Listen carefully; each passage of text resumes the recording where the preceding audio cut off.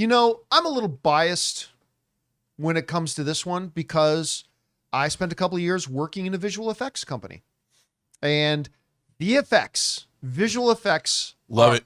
I love visual effects, man. I'm always moved by them and all that kind of stuff. And so every year, of course, I pay special attention to the category of best visual effects. And the nominees this year for best visual effects are Avatar, Fire and Ash, F1, Jurassic World Rebirth, The Reconnaissance Continues with The Lost Bus, and Sinners. Avatar, Fire and Ash, obviously. Yeah. And for whatever we think about Jurassic World Rebirth, right? Visually stunning. The visual effects were stunning and fantastic. And beautifully, the compositions of all the dinosaur shots are amazing. Again, continued to look impressive. Great shots. And all Really that well kind of stuff. designed shots. 100%. What really stood out to me in looking at this list was in a year where we had Thunderbolts, Captain America, Brand New Day. I know it's not Brand New Day. Where we had The Marvel Fantastic Four, where we had Superman. No comic book films were nominated for Best Visual Effects. And this is the first year in a while.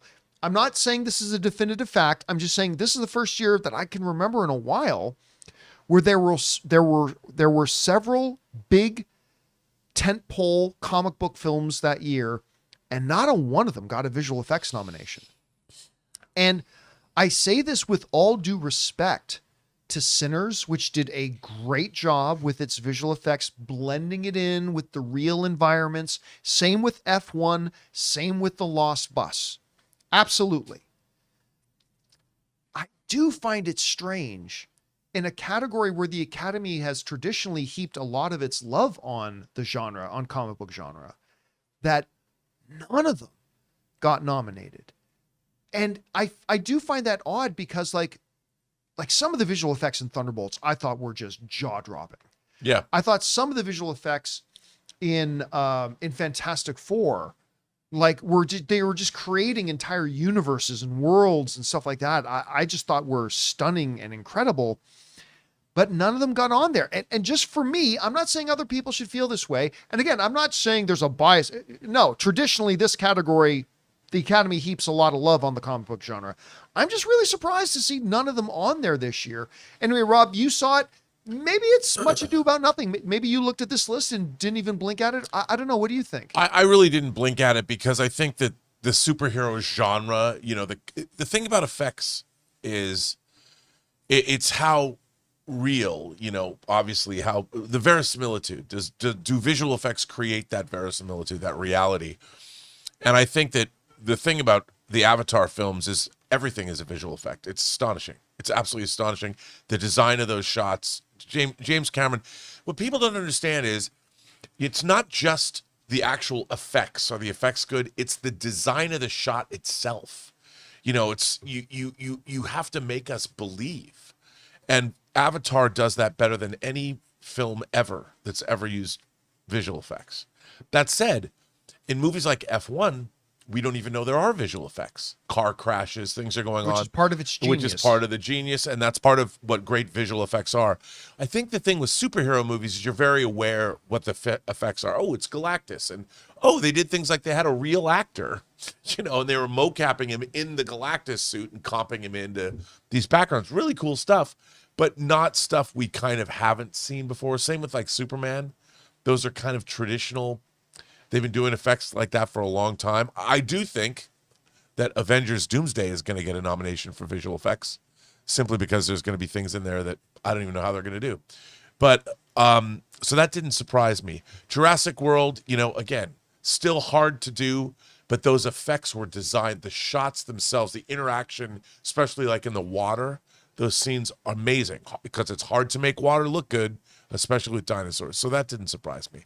So I think I think everybody was well-deserved. I didn't expect to see superhero titles in it. I'm surprised that they didn't give it to one, but it didn't surprise me because there was some really great achievements this year. There was. Again, just for me, though, as somebody who worked in the industry, Yeah. it's like the task of bringing the fantastical and putting it on the screen and make the audience feel immersed in it. Like Galactus is walking through downtown New York, right? Totally. That is mind-blowingly difficult to do. Yes. And so I was just a little bit surprised. And, you know, I've seen some people in the live chat saying, well, you know, yeah, but, you know, for example, Fantastic Four wasn't really all that good. It doesn't matter. This isn't about which was the best movie. Right. It's about the visual effects. And I really... But I agree with you. Yeah, but again, not taking anything away from a number, but Lost Bus had some very good effects in it. Unbelievable effects in that some movie. really good stuff. But when you compare to the sheer magnitude and scale of the undertaking and the thousands and thousands of artists who had to collaboratively make that whole thing come together for, let's just use Fantastic Four as an example. I really think Fantastic Four should have been in there, but... Yeah. But I mean, fire is really hard to do convincingly. Even now. Yeah. Just a burning tree is really hard. And that movie gave me anxiety. Yeah, it did. Totally gave me anxiety because it was real.